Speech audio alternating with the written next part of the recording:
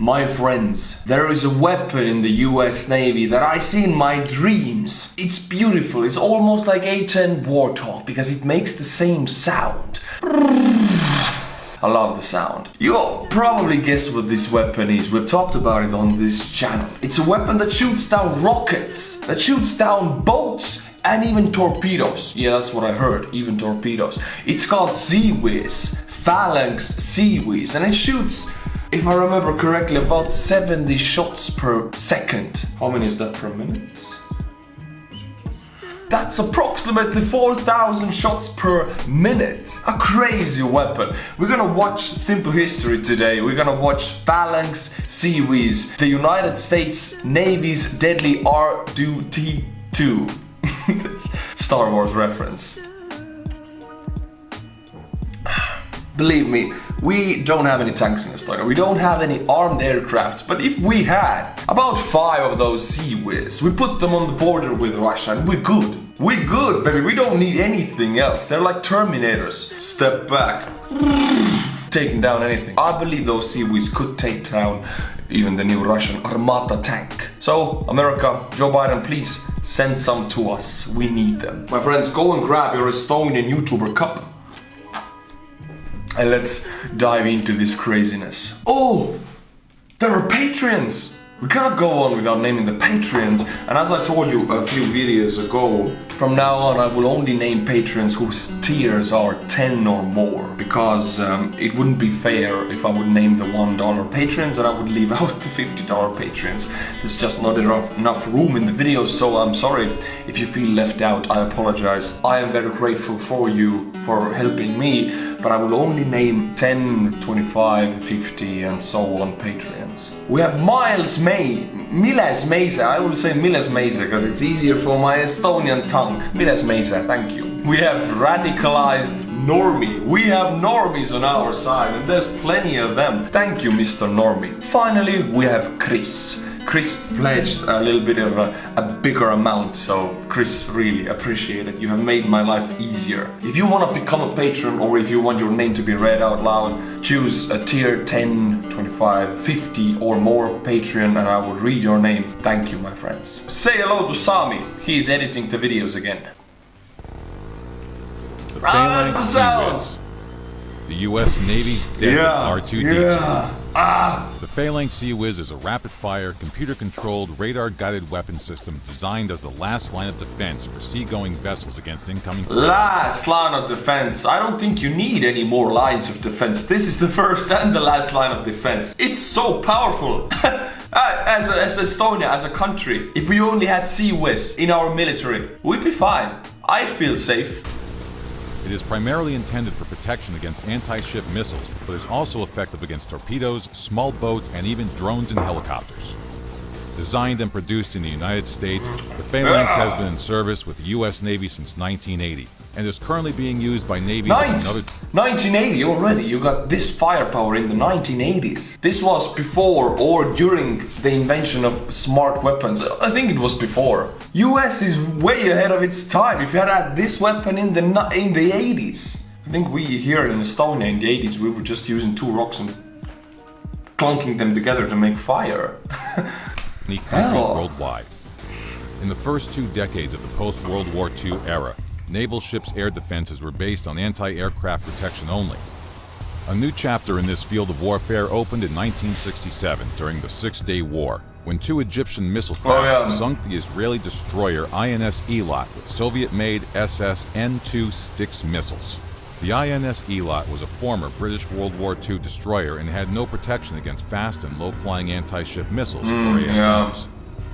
The introduction of ASMs in naval warfare called for suitable countermeasures, and the US Navy started work. So in the military, everything is a measure, a weapon, and a countermeasure or a counter-weapon. This CIWS is a countermeasure to these new fast missiles that could take down cruisers. What is the countermeasure for the CIWS? What is that? Supersonic jet plane, I think? Supersonic MiG? CIWS couldn't shoot that down. That's the countermeasure. But we have, I mean, Americans have weapons against that also. So there's a measure and countermeasure, and it goes up like that. And then you have the Cold War. When the Soviets made a weapon, the Americans made the counter weapon. Americans made a weapon, the Soviets made the counter weapon. And they were topping each other off like that.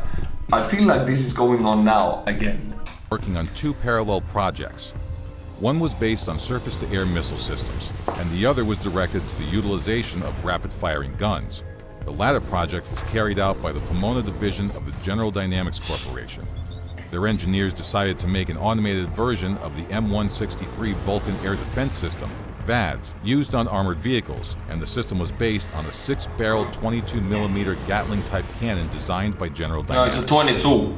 Only after World War II and I have a 30mm up there. I don't know if you can see it. The black one next to the play button, that's a 30mm. I will show you. So that's a 30. So a 22, I think it's about length is about this big. Bit shorter, right? And this is a heavy devil. A 22 is also heavy, and if it shoots 70 shots per second, 4,000 a minute, this, I think it can take down a modern tank. Just because the firepower is so heavy. Yes, we know, the modern tank, the Russian Armata, the M1 Abrams, they can withstand, I think 20, they could, a few single shots, but if you get 70 shots per second, all that volley coming your way, the tank will be gone. That's why we need CIWS. We don't need anti-tank, we don't need anti-aircraft. We just need CIWS in Estonia. Send some to us, please. the introduction of jet fighters did the technology become available to reintroduce rotary guns into service as anti-aircraft guns. They became the preferred weapons of choice, being more reliable and providing a greater rate of fire. This last feature was essential considering the speed of the jet aircraft they were supposed to shoot down. The project led by the General Dynamics Corporation resulted in the 6-barrel 20mm M61 Vulcan rotary with its rate of fire of up to 6,000 rounds per minute. 6,000 rounds per minute! That is more than 70 shots per second. That is almost 80 shots per second. What the hell? Ooh, this baby looks cool. Have you seen Terminator 3, where the Schwarzenegger takes the coffin and he's with a minigun? Shoots at the cops. This is what I imagine when I see a gun like that. This is the movie I grew up with. I love Terminator. This is what this minigun symbolizes to me. What we need in Estonia is a few Terminators standing on the Estonian-Russian border with those M61 Vulcan miniguns. And we're good. Ooh, I would feel so much safer. There would be no need for Estonian military at all. M61 Vulcans were initially used exclusively on aircraft, but were then later modified for use on military vehicles as an air defense system and ultimately for use on naval warships. The naval defense weapon system based on the M61 Vulcan was designated the Vulcan Phalanx. The name was later shortened to the Phalanx only, with an abbreviation of CIWS added that stands for the Close-In Weapon System and is often referred to as CIWS. The M61 Vulcan cannon used on the Phalanx is an electronically controlled, pneumatically driven 6-barrel cannon firing the 20x102mm round with electric primers. It fires two types of armor-piercing rounds, one with a depleted uranium penetrator and another with a tungsten or tungsten alloy steel penetrator. The latest version's rate of fire is 40. Yeah, depleted uranium, that's the same as A-10 Warthog. They use this is a Tommy round, but this tip is supposed to be depleted uranium that goes through reinforced steel in Russian tanks. So I think if you want to shoot down a rocket with it, it's gonna be really easy. It's made for something much bigger than a rocket. 3,500 rounds per minute, with a maximum burst of 1,000 rounds. At an angle of 45 degrees, the Phalanx's range goes as far as 6,000 yards, or 5,500 meters, but the effective firing range is much shorter at approximately 1,625 yards, or 1,486 meters. If the M61 Vulcan is the system's motive firepower, then the two radar antennas are the system's eyes. The upper antenna is the Ku-band Digital Moving Track Indicator Search Radar. It rotates at 90 revolutions per minute inside the barrel-shaped radome and is responsible for identifying the target. In the latest version, the antenna was upgraded with a forward-looking infrared camera, or FLIR, that detects infrared radiation of the target. The lower antenna is an orange peel-shaped Ku-band digital pulse Doppler monopulse radar used for tracking the target. The Phalanx system... I'm just mind blown about the systems here. I'm mind blown. As if the radar that spins 90 revolutions per minute is not enough. That means almost almost 2 spins per second. That is like going around like that inside here, scanning every direction. They added infrared camera, and then there's a radar in the middle also. This thing is precise. This thing is fully autonomous, I believe. Hell, it's accurate. If it has 2 radars and an infrared camera, scanning every direction, you can sleep in peace. And sometimes you wake up, then you know the enemy's rockets were just shot down, and then you can go back to sleep. And seeing your freedom dreams of Uncle Sam, you know. Of the gun, antennas, and the magazine drum is installed on the Mk72 mount. It is controlled by the Mk340 weapons control panel from the ship's command center and also from the local Mk339 control panel. Due to the distinctive shape of the upper antenna radome, it has been nicknamed R2-D2 after the Star Wars movie's robot character.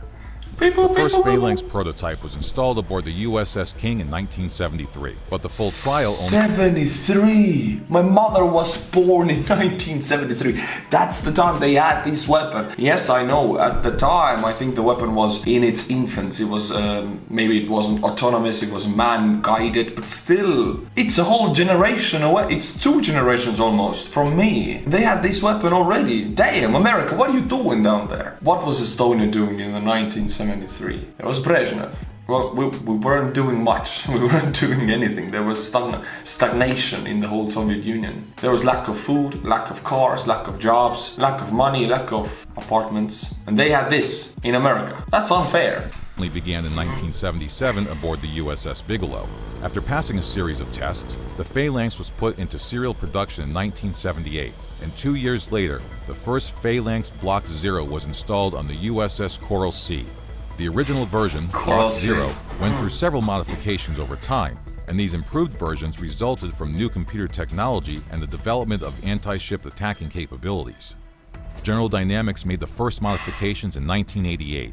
The Phalanx Block 1 upgrade had an improved radar and computing system and had also increased the maximum engagement elevation to plus 70 degrees. There was a general upgrade in the ammunition and a significant improvement to the rate of fire, and the linkless feed system was increased from 989 to 1,500 rounds to increase the system's capability against Russia's newly developed supersonic anti-ship missiles.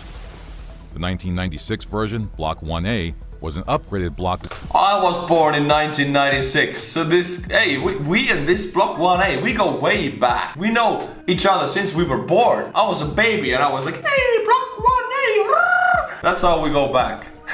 Very nice. One with a new computer system capable of engaging maneuverable targets. In 1999, the last version was made, Block 1B. It had FLIR, or forward-looking infrared sensors installed for better identification of surface targets.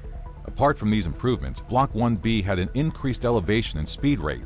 The Block 1B M61 Vulcan was also improved with an increased barrel length from 60 inches, or 1,520 millimeters, to 78 inches, or 1,980 millimeters. All present-day U.S. Navy and Coast Guard ships equipped with the Phalanx CIWS have a Block 1B Baseline 2 version with an improved radar installed. Each of the latest Block 1B units costs about $12 million each. $12 million each! Oh, hell, this system is expensive. Never mind about this, we cannot buy them in Estonia. We don't have the money. Send them to us for free, please. Me as an infantryman, I think this weapon here shoots one volley against a rocket that is hitting, against a missile. That one volley is more than the entire ammunition I shot during my 8 months in training with my AK-4. How many? I'm telling you, this is more than 20 soldiers. Send them to us for free. That's all I can say. The Phalanx CIWS is ready to engage when it's been loaded with 1,520mm armor-piercing rounds, which are either tungsten or depleted uranium, using a linkless feed system into the ammunition storage chamber, which is then turned on and set to auto mode. Wait a minute, 1,500. It's ready to fire if it has 1,500 20mm rounds, but it shoots 6,000 rounds per minute. 1,500, 1,500. That means it shoots in 15 seconds. That's nothing. I think you need more. What? You need 6,000 or more rounds so this baby can shoot over a minute. You're telling me this thing can take down a missile with less than 15 seconds? We need them. We need them now. The upper radar identifies the target at a distance of 10 miles.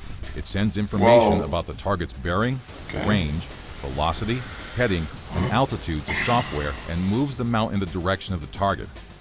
The computer software first establishes whether the target could be a potential threat, and if so, then decides whether or not to engage it.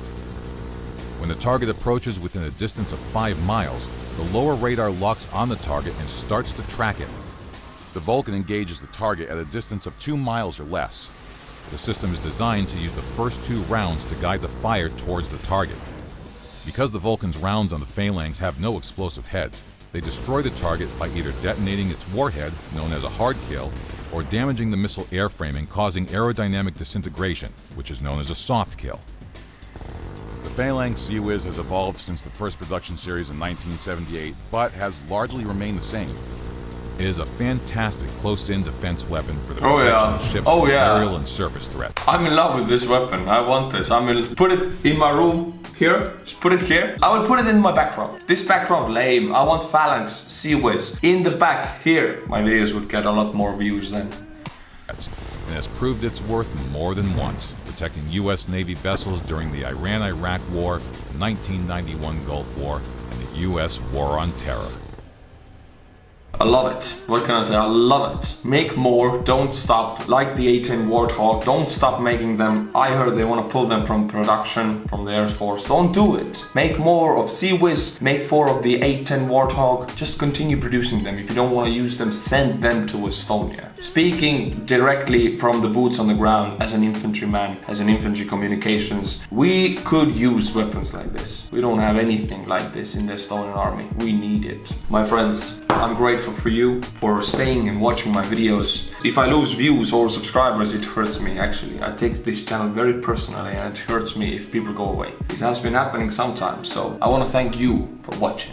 Also, please go and get the Estonian YouTuber Cup and the Estonian Soldier hat. I only have these 2 merch items. Some channels have many. I only use these 2 because I think it's too confusing. It's too saturated if you have like tens of shirts and tens of hats, and just these 2, easy for you. Go and get those 2 items and I thank you. And as always, until my next video, stay cool my friends, and bye bye.